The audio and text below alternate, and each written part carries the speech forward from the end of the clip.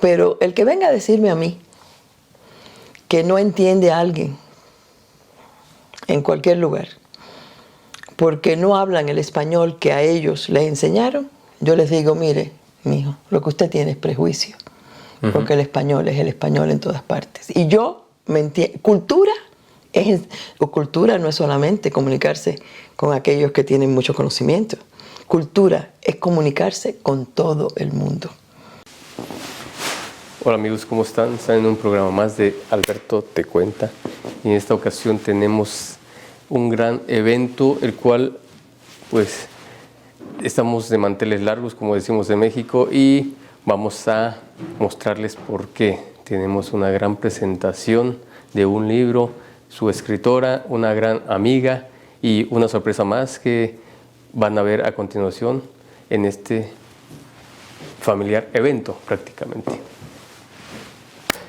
¿Qué tal amigos? ¿Cómo están? Están en un programa más de Alberto Te Cuenta. Y en esta ocasión tenemos a una gran invitada. Es para nosotros aquí en este programa un gran honor la compañía, la presencia de una gran dama, como lo es la señora Carmen Lobardero Bernal. Hola, no sé. Carmen, ¿cómo estás? Hola Alberto, buenas noches. Un gusto tenerte aquí en el programa. Y un gusto para mí estar aquí contigo. Me siento muy honrada de que me hayas invitado. No, al contrario, para nosotros es un gran honor y un orgullo el que tú estés pues compartiendo tu vida, tu historia con todos nosotros, con nuestros amigos que están atrás de pantalla también. ¿Cómo no?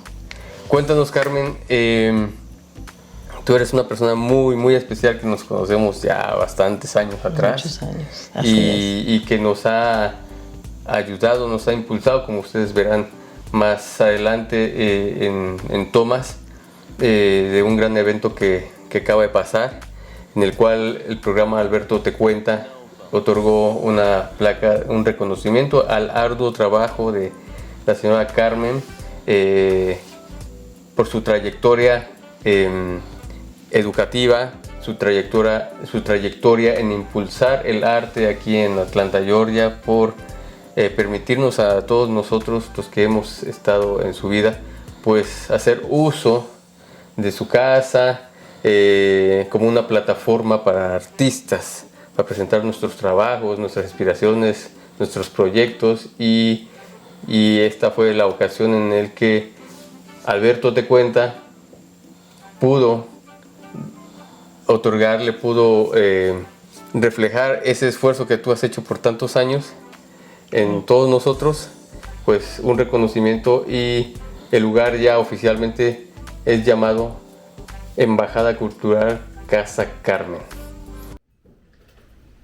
Un cantante, poeta, se llamaba Atahualpa Yupanqui. En una de sus conversaciones dice que preguntaron, él era niño, pero le preguntaron a un amigo que tenía ahí, un señor, que era un amigo. Y él se tardó su momento en responder. Y en unas sencillas palabras dijo que un amigo simplemente eres tú en la piel de otro. Y eso es Carmen para nosotros.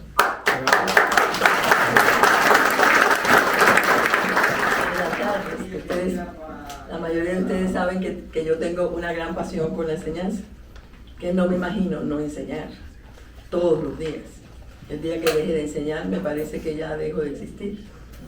Y uno de los proyectos que tenemos con esta sociedad nueva de la Embajada Cultural Casa Carmen es poder impartir talleres en diferentes cosas, desde guiones o cinematográficos, desde un taller sobre el Quijote, de todo.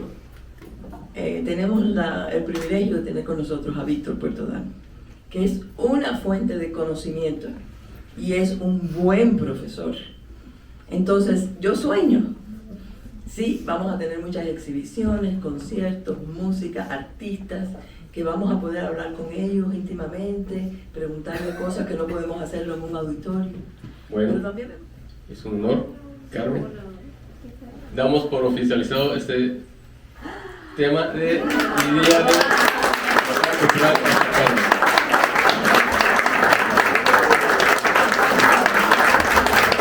Enhorabuena.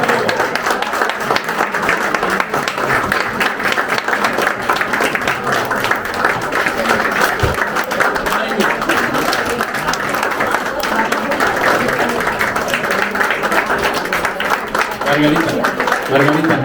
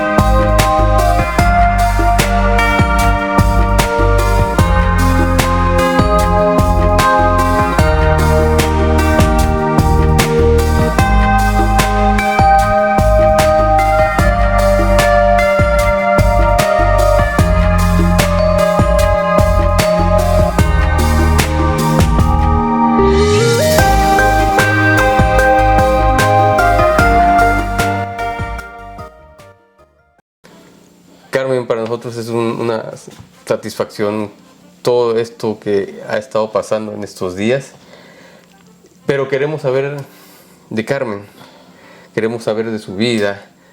¿Quién es Carmen para conocerla? Conocemos al artista, conocemos a la profesora en cierta forma, pero necesitamos saber sus bases, de dónde viene Carmen. Carmen, cuéntanos de dónde eres originaria. Bueno, primero que nada quiero decir que soy cubana, que soy hija única de padres mayores, que tuve una infancia muy, muy feliz y muy buena educación en una buena escuela.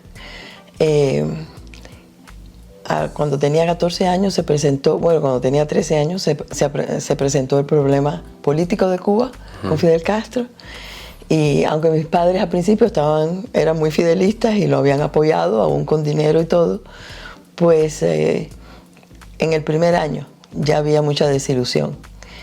Y ellos decidieron mandarme a los Estados Unidos sola, porque ellos no podían salir conmigo en aquel momento, bajo el programa de Operación Pedro Pan. Quiero que todo el mundo sepa que Operación Pedro Pan sacó a 14,000 niños de Cuba solos, de 6 meses a 18 años. Y que vinimos a quedarnos en campamentos en la Florida, en Miami. El campamento donde yo estaba se llamaba Kendall, que era para las hembras, y el de los varones se llamaba Matacumbe. Eso fue entre 1960 y 1962. Ya después, cuando viene la crisis de los misiles, ya se cierra el programa y se cierra el aeropuerto. Y nadie puede salir, ni puede entrar a Cuba, por varios años. Wow. Y los padres que mandaron a sus hijos así ciegamente para evitar que tuvieran que sufrir lo que después sufrieron los otros que se quedaron, y los riesgos que tenía el estar bajo ese gobierno comunista,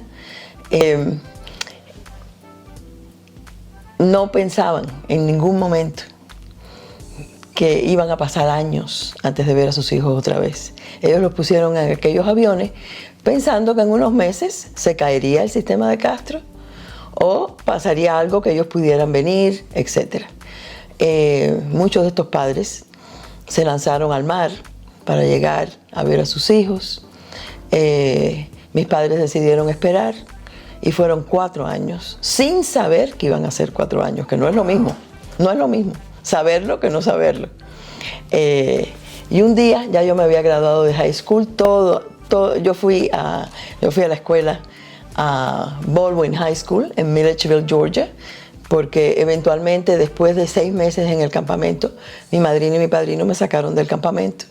Mi padrino era médico y hizo todos sus exámenes y todo, y consiguió un trabajo en Milledgeville, en el estado de Georgia. O sea, tú llegaste con con alguien conocido o con alguien allegado a tu familia? No, yo llegué, ¿Cómo fue eso? no, yo llegué aquí a un campamento. Yo lo único que sabía era que había un hombre que se llamaba George que me iba a recoger al aeropuerto. Y eso era todo lo que sabía mi mamá y mi papá. Wow. Para mí, eso significó para mí el sacrificio máximo de unos padres. Imagínate. Porque era hija única, nunca había salido de la casa y siempre me despidieron con una sonrisa. En ningún momento vi yo a mis padres, ni siquiera serios, detrás de un cristal, porque estábamos nos pusieron en un salón por varias horas, que era de cristal, y allí veía yo a todos los padres apegados al cristal. Yo he escrito mucho sobre esto y en ningún momento vi yo la cara de mis padres serios o preocupados. Ellos me pusieron en aquel avión como si me hubieran mandado al cielo. Así fue. Con toda la confianza en los Estados Unidos. Este fue un programa aprobado por el Departamento de Estado y no teníamos visas, teníamos pasaporte, pero teníamos una carta que nos servía como una visa para entrar a los Estados Unidos. Wow, ese es algo de película eso, porque imagínate enviar a un hijo, pero también posiblemente sabiendo que va a tener una mejor vida, pero es que es muy difícil. Es muy difícil. Es muy difícil. Es muy difícil y muchos me imagino que decidieron no hacerlo, pero 14,000 lo hicieron. Y fue en aquel tiempo fue el éxodo más grande de niños a este país. Y siempre me ha sorprendido mucho que con el tema de los inmigrantes y de los niños, que es un tema latente en la frontera, que ninguno de los presidentes que hemos tenido últimamente haya mencionado Operación Pedro Pan. Hoy en día hay niños que hoy son hombres y mujeres que se han destacado mucho, que son de la Operación Pedro Pan, que son artistas, que son cantantes, que están en el Congreso. Eso te iba a preguntar. Que están en el Congreso. ¿Qué fue de algunos que tú has conocido? Ya lo estás mencionando. Sí. De todo ese semillero que vino a regarse aquí. Claro, los Díaz Balar, por ejemplo, es un ejemplo. Y hay otros, hay muchos. La presencia cubana en el Congreso ha sido la más grande de todos los otros inmigrantes. Difícil de decir. Y después artistas como Lisette, la esposa de Chirino, que fue Operación Pedro, y Chirino también, los dos fueron Operación Pedro Pan. A Lisette yo me la encontré en el campamento. Ella y yo estábamos en la misma clase en el colegio, en el apostolado de La Habana. Y después tuve la gran suerte de que fui a la universidad, a Georgia College at Milledgeville. Y esa escuela tenía un gran departamento de lenguas, que era mi pasión, estudiar idiomas. Y ahí tuve mi primer mentor, el señor Magnifico. O sea, tu pasión, tú antes de llegar aquí a Estados Unidos, ¿tú tenías ese desenvolvimiento en Cuba? ¿Sabías como que te llamaba? Desde que era niña me llamaba mucho la atención el ser profesora y el ser diplomática. Y yo sabía, y él aprender francés perfectamente. Mi mamá trataba de que yo aprendiera inglés, pero no tuvo mucho éxito, porque a mí lo único que me apasionaba era el francés. El francés. Y mi mamá probablemente fue la primera que sembró las semillas de la cultura en mí. Desde que nací, ya me cantaba La Vie en Rose. De Edith Piaf. De Edith Piaf. Y después siempre se dedicó a todos los jueves llevarme a eventos culturales que tenía la ciudad de La Habana, que tenía muchos. Yo fui desde exhibiciones de muñecas rusas, ya con el sistema, ya con Fidel Castro, después de Fidel Castro, hasta ver a Liberace, ver a Pedrito Rico, ver museos que ella me llevaba. Siempre eran todos los jueves que ella me dedicaba un día a la cultura. Y eso me ayudó, me sembró esa primera semilla. Exactamente. Primer programa en el extranjero. en alemán, francés y español. Y él me dijo, tú estudias, que si te llevas la beca, te la llevas. Yo no tenía dinero, ninguno. Mis padres eran refugiados, yo todavía no tenía la residencia. Pero tus padres todavía no llegaban. Llegaron el primer año que yo estaba en la universidad. Y coincidió con la idea del señor Mañafico de tener este programa para el año próximo. Y entonces él me dijo, si tú te ganas la beca, ahí tienes toda la beca, el año entero en la ciudad de Dijon, en Francia, en la universidad. Wow. Y así hice yo mi segundo año de la universidad, lo hice en la Universidad de Dijon. Y fue difícil, porque yo no quería separarme otra vez de mis padres. Y mi mamá tuvo que ir a hablar con el señor Mañafico y decirle que él no podía permitir que yo no fuera. Ella tuvo que desprenderse de mí otra vez. Dos veces, la segunda vez, pero ya con seguridad, ya sabiendo que si pasaba algo yo podía volver en cualquier momento, claro, y que no habría ninguna dificultad. Que era algo temporal, ¿no? Entre comillas. Sí, y no había nada político entre. Entonces me hicieron una residencia muy, muy rápida, y así fue como yo fui a Dijon a estudiar un año, y eso, por supuesto, fue como una inmersión total en la cultura francesa. Y lo que me acuerdo, Alberto, que es muy simpático, es que cuando yo volví, yo estaba toda emocionada con todas las experiencias que yo había tenido en Francia, y yo encontraba que la gente de Milledgeville como que no les importaba, ni siquiera los cubanos que habían allí. Habían 70 familias cubanas en Milledgeville, todos de médicos que trabajaban en el hospital. O sea que había una comunidad grande. Pero esos fueron mis primeros años hasta que terminé en la universidad rapidito, porque yo quería salir de Milledgeville. Vine a Atlanta y te tengo que decir, como dije las otras noches, que fue Yvonne de Wright, la que me invitó a subir a su escenario en la televisión. Y ahí trabajé con ella en el programa de Fles. Después ella empezó su programa de Latin Atlanta, que era un programa de variedades y de entrevistas. Bueno, ahí yo aparecía bastante a menudo, acompañándola a ella a las entrevistas, y por ahí pasaron todos mis buenos estudiantes a practicar. Sí. Ese era el escenario de poesía, de entrevistas y de todo de mis buenos estudiantes. Y para ellos era algo muy emocionante estar en la televisión, por supuesto. Bueno, en aquel entonces Atlanta era una ciudad muy provincial, donde yo me acuerdo que una de las cosas que yo hice al principio de llegar fue ir a hablar del tema de Cuba a los clubes como el Kiwanis Club, el Club de Rotarios. Me invitaban. Y el Kiwanis Club tenía una reina por el año. Yo fui reina del Kiwanis Club en un año y todo eso. Y así, pues yo iba tratando de educar a la gente del problema de Cuba, porque realmente no estaban muy bien informados. Y no había interés, pero cuando yo hablaba me ponían atención. Porque yo llegué aquí en 1968, en Atlanta. En 1977 se inaugura el Club Cubano por un grupo de médicos que lo fundó, y inmediatamente yo me hice miembro del Club Cubano, y era un lugar donde se hacían eventos culturales y así se recaudaba fondos para el club. También se alquilaba el club a veces a otras organizaciones, y se formó una comunidad cubana muy, muy bonita en el Club Cubano. Ha sido muy triste para mí que haya cerrado el Club Cubano en el 2020 por cuestiones de la pandemia, y que ya no se podían hacer eventos.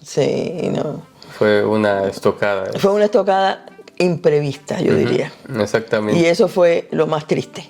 Hablando de otros mentores que yo tuve, tengo que mencionar a Juan Ramírez.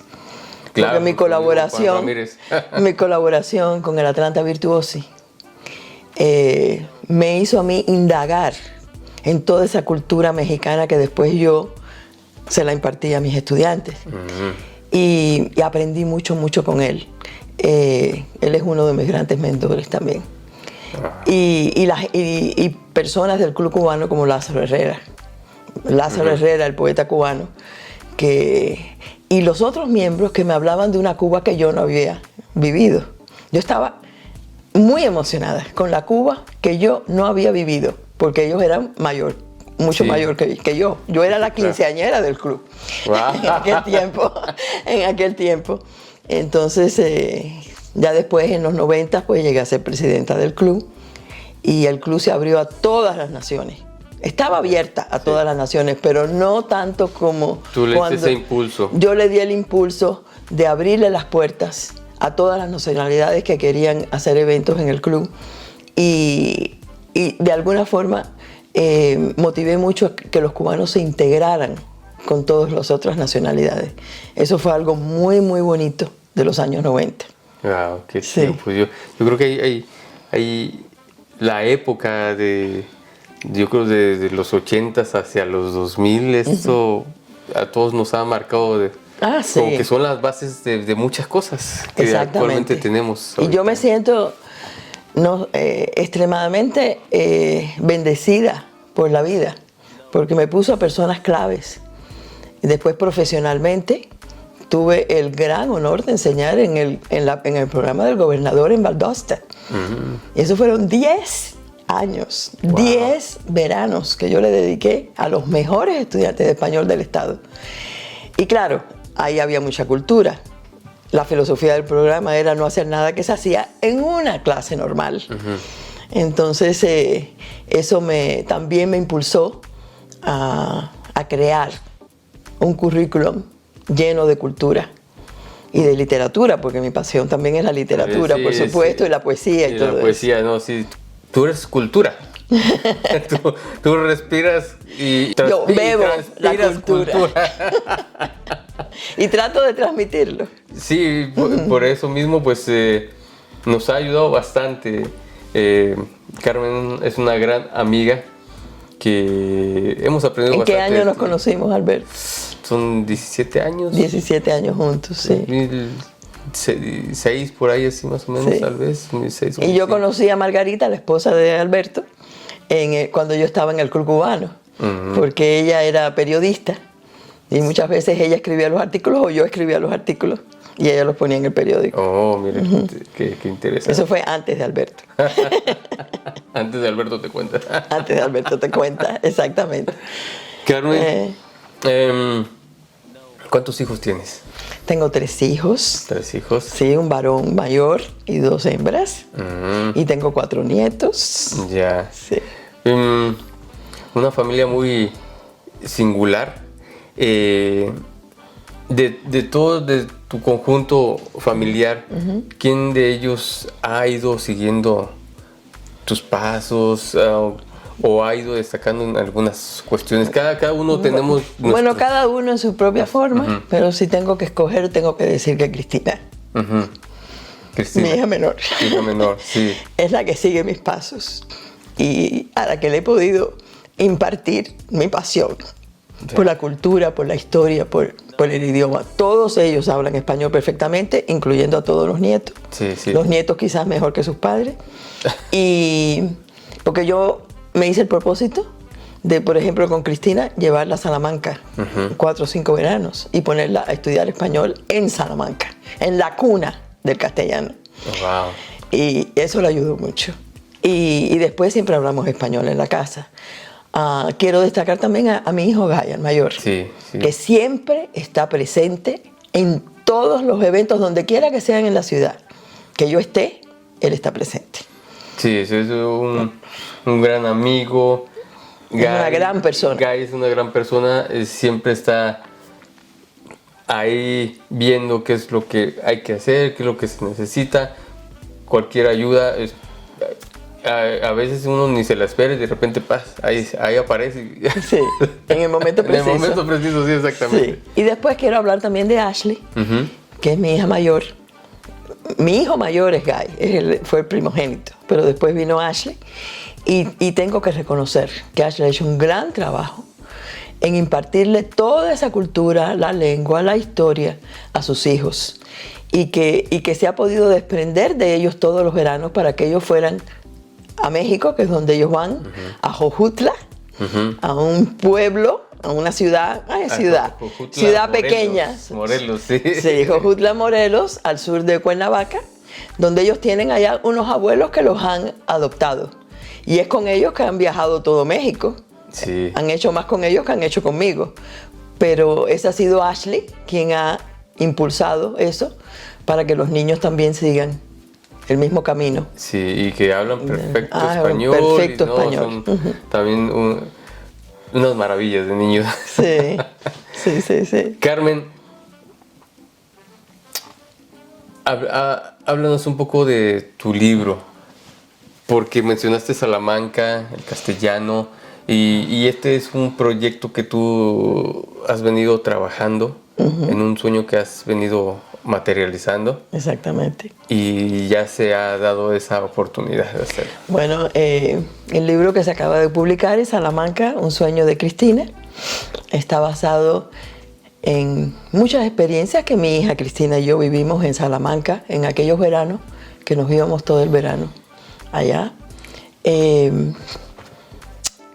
Muchas veces cuando yo volvía de Salamanca escribía narraciones de lo que yo había vivido allá en Salamanca y lo compartía con los miembros del Club Cubano. Y ellos eran fanáticos de mis escrituras y les encantaba porque decían que ellos podían participar en mis viajes leyendo mis narraciones.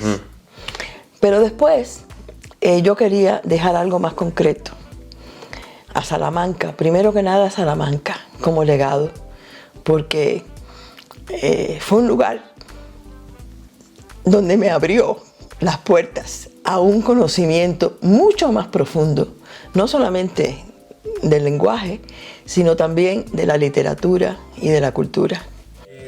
Normalmente quien hace estas presentaciones es Carmen, como anfitriona de este espacio tan cultural y tan humano. Normalmente ella es quien lo presenta. Hoy no le corresponde porque ella es la figura, junto a Deina, de este trabajo literario que en breve yo les comentaré. Pero este más o menos fue el proceso que me llevó a escribir este libro. Una vez que yo conocí a Daina, pues ya teníamos el equipo completo. La verdad, teníamos el equipo completo. Nunca me tuve que preocupar de lo que ella interpretaba, porque todo lo interpretaba perfecto. Ella leía y plasmaba sus ilustraciones. Yo me dediqué esos 4 veranos a hacer investigación, a hablar con los habitantes, con los salmantinos, y a que me dijeran todas las leyendas y me contaran toda la historia de la ciudad. ¡Qué riqueza! Después de recoger todo eso, yo sentí como una obsesión, era casi una obsesión, por escribir algo concreto. No sabía en qué forma lo iba a hacer. Había escrito para el periódico de Salamanca, había entrevistado a Albita Rodríguez, la artista, y eso se había publicado. Pero los artículos en los periódicos después terminan o en la basura o terminan sin leerse, ¿no? Yo quería algo más concreto. Y entonces yo tenía esa obsesión y pensaba, ¿cómo lo voy a hacer? Y una noche, estando en casa de mi madrina en Gainesville, soñé el libro. Lo soñé como si fuera una película, con los 5 capítulos. Wow. Primero, después le añadí otro capítulo.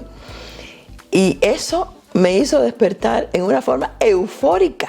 Yo escribí el primer capítulo rapidísimo. Sí. Porque lo tenía fresco en la mente. Claro, y lo tienes claro. Todos los capítulos. Después fui soñando un poquito más detalles. Continué mi sueño en mis sueños. Así que este libro representa un sueño dentro de un sueño. Y fui perfeccionando los personajes, fui creando el muñequero, por ejemplo, de Salamanca, que sirve en el libro del guía de Cristina en un museo que es una cosa maravillosa que se llama la Casa Liz. Entonces, podría escribir 2 o 3 libros más de Salamanca, tengo suficiente conocimiento para eso.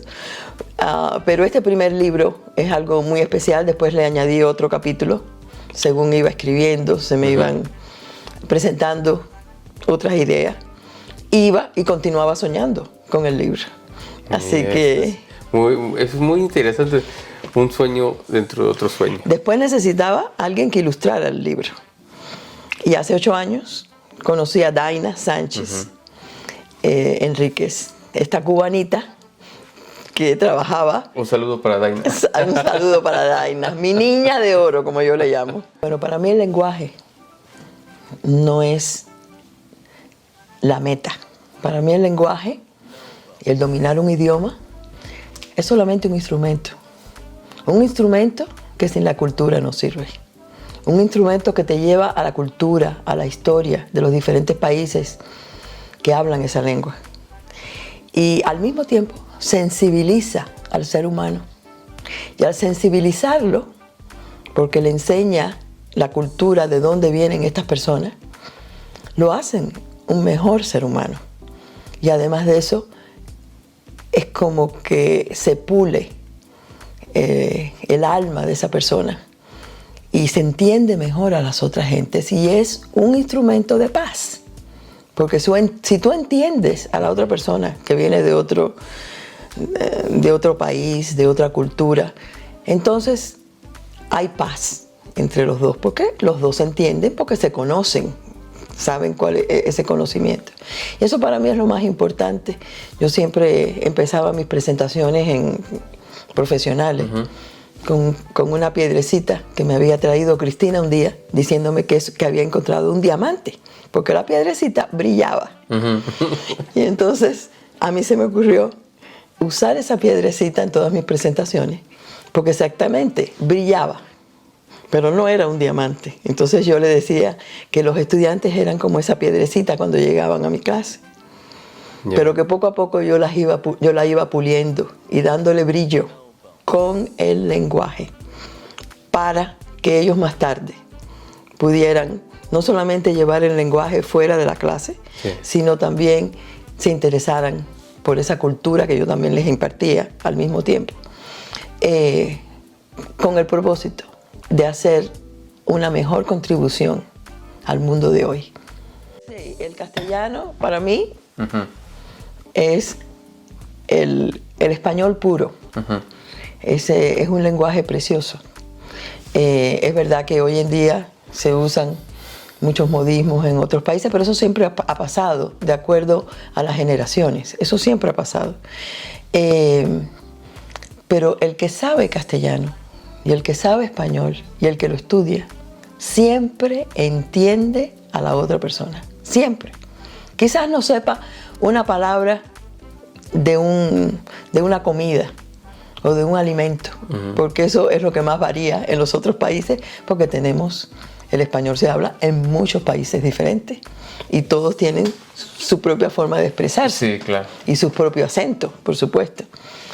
Pero el que venga a decirme a mí que no entiende a alguien en cualquier lugar porque no hablan el español que a ellos les enseñaron, yo les digo, mire, mijo, lo que usted tiene es prejuicio, porque el español es el español en todas partes. Y yo me entiendo. Cultura no es solamente comunicarse con aquellos que tienen mucho conocimiento.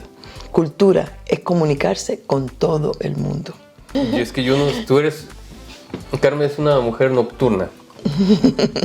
Yo no sé cómo te das. Y de mañana también. Y de mañana, sí, es que yo no sé en qué momento descansas porque traducciones, hace sus traducciones, escribe sus libros, se envuelve en otros proyectos y muchos también proyectos de Víctor Puertodán en sus libros.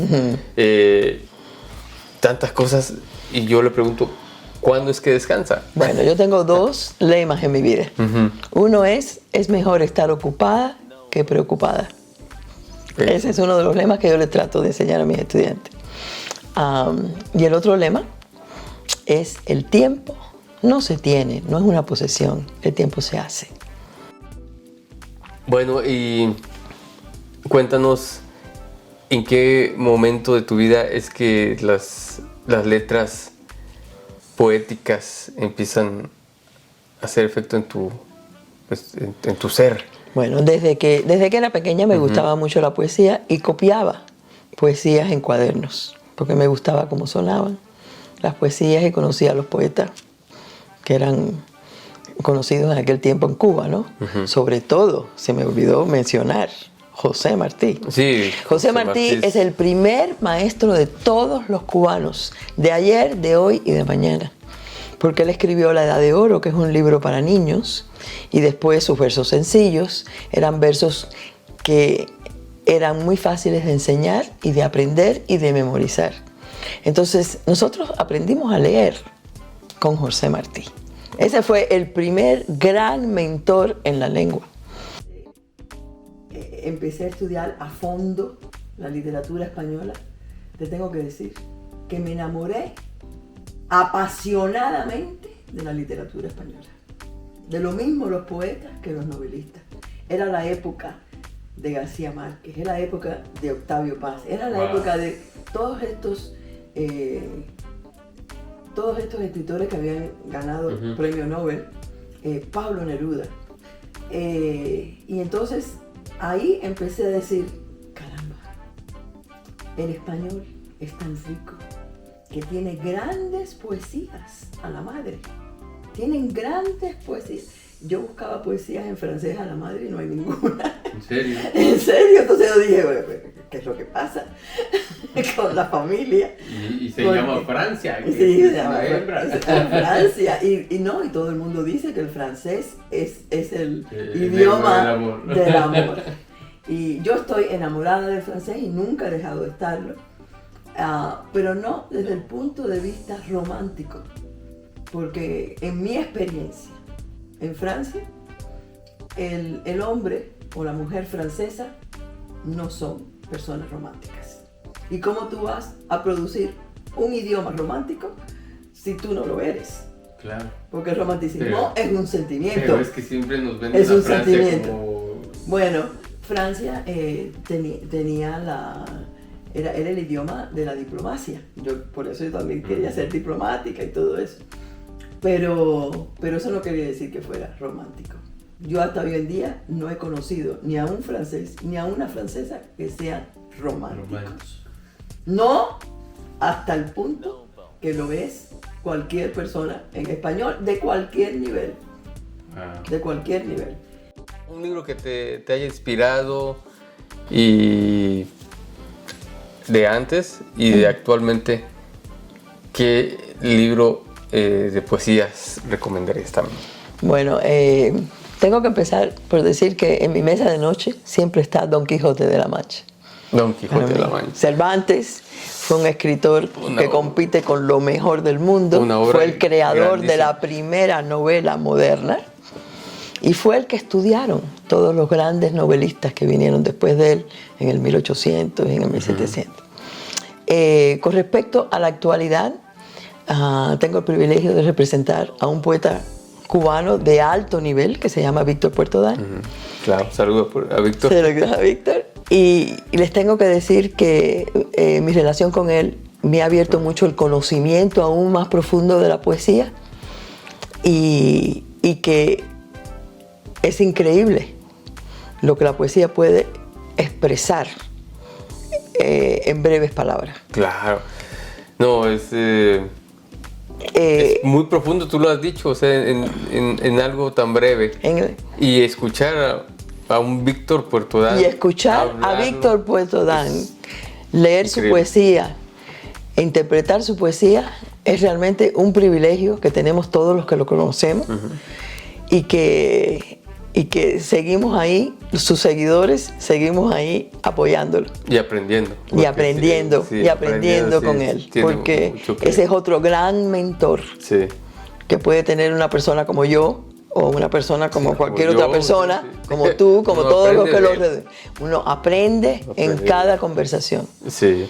Carmen, háblanos acerca de tu relación actual que tienes con la comunidad colombiana. Bueno, pues cuando se cerró el Club Cubano, que fue algo muy, muy penoso para todos nosotros, porque fue de pronto, no se planeó, ya yo estaba involucrada con la organización de Ve por Colombia. Y fue el cónsul, ese gran cónsul Vladimiro Cuello, el que creó Ve por Colombia como parte del consulado cuando él era cónsul, y ya después se separó del consulado, pero continuó funcionando. Yo les tengo que decir que al principio yo solamente era una chofer de un miembro de Ve por Colombia y yo me sentaba en otro lado cuando tenían sus reuniones, y un día me invitaron a unirme a ellos. Ya hace tiempo, yo diría que hace como 4 o 5 años que yo estoy colaborando con Ve por Colombia, y lo más lindo que ha pasado es que no solamente me han abierto las puertas a una Colombia que todavía no he pisado, pero que pienso pisar pronto, sino que ellos también me han abierto a mí las puertas para yo compartir mi cultura cubana y mi pasión por la cultura, y poder traer a Ve por Colombia personas como Víctor Puerto Dán, el poeta cubano, y otras personas. Le estoy muy agradecido a Ve por Colombia por haberme abierto las puertas. Me siento muy cómoda con ellos y seguimos colaborando. Esta es una organización que recauda fondos para hacer obras benéficas en Colombia y aquí en las comunidades latinas. También quiero mencionar que otra organización que me enseñó mucho fue la Junta Directiva de Humanidades de Georgia. Yo fui parte de esa junta directiva por varios años, y esa junta directiva me llevó a muchos rincones de Georgia y me hizo enamorarme de Georgia como el estado.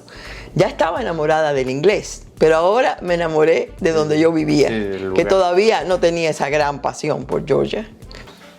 Un pensamiento, una visión,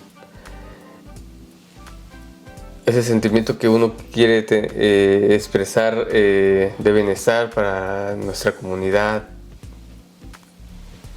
que tú tengas, que quieras compartir con nosotros. Bueno, lo que te puedo compartir es que quiero motivar a la gente a nunca olvidar de dónde vienen, a siempre practicar su cultura en su casa y transmitírsela a las otras generaciones. Tenemos una ciudad que está llena de eventos todo el tiempo, y que todos los fines de semana hay algo que hacer que tenga que ver con nuestra cultura. Porque la cultura americana, que es muy buena, la tienen en la escuela. Y también hay eventos en esta ciudad en inglés, lo mismo. Cultura es cultura en cualquier idioma. Entonces me gustaría motivar mucho a los padres a que continúen hablándole su lengua a sus hijos, que continúen diciéndole los cuentos que oyeron de sus abuelitos cuando eran niños, porque así se van sensibilizando y así se van motivando para aprender más, para tomar español cuando estén en la escuela ya secundaria, y quizás algunos de ellos llegaran a ser profesores, que para mí es una noble profesión. Vaya. No, una gran profesión. Una gran profesión que yo siempre he considerado, disculpa que te interrumpa, vuelvo a hacer hincapié. El profesor para mí es esencial en la vida de todas las personas, y yo creo que por eso debe de tener un muy buen programa que lo sustente. Y yo siempre he pensado eso. Y déjame decirte que tengo que decir que México tiene una estima del maestro que es algo singular. Cuando yo voy a algunos lugares y me conocen ya, cuando dicen maestra, es con una clase de respeto, con una reverencia, casi religiosa, cuando me dicen maestra. Entonces, quiero que los inmigrantes, yo sé que vivimos muy ocupados, yo sé que muchas personas tienen más de un trabajo, 2 trabajos, 3 trabajos, pero que no olviden de dejarles el legado a sus hijos, porque eso es lo que los va a convertir a ellos en mejores ciudadanos del país en que decidan vivir y de este país. Claro, y eso es lo que va a evitar muchos problemas en el futuro y que va a promover la paz. Sí, nosotros somos emisarios de nuestra cultura a donde quiera que vayamos. Exactamente. Y por favor, que no se hable mal de nuestra cultura en nuestras acciones. Exactamente, ni en ningún momento. Carmen, muchas gracias por la satisfacción que nos has dado en este programa. Amigos, pues estos programas, valga la redundancia, solo aquí en Alberto Te Cuenta. Muchas gracias a todos. Por favor, ayúdenos con su suscripción, con su like y tendremos más sorpresas para ustedes en el próximo programa. Bueno, muchas gracias. Muchas gracias, Alberto, por tenerme aquí. Ha sido un privilegio para mí poder tener esta conversación contigo. Y espero que el público lo interprete en esa forma. Claro que sí, Carmen. Pues amigos, ya la escucharon. Muchas gracias Buenas noches. por su atención. Buenas noches, Carmen. Buenas noches.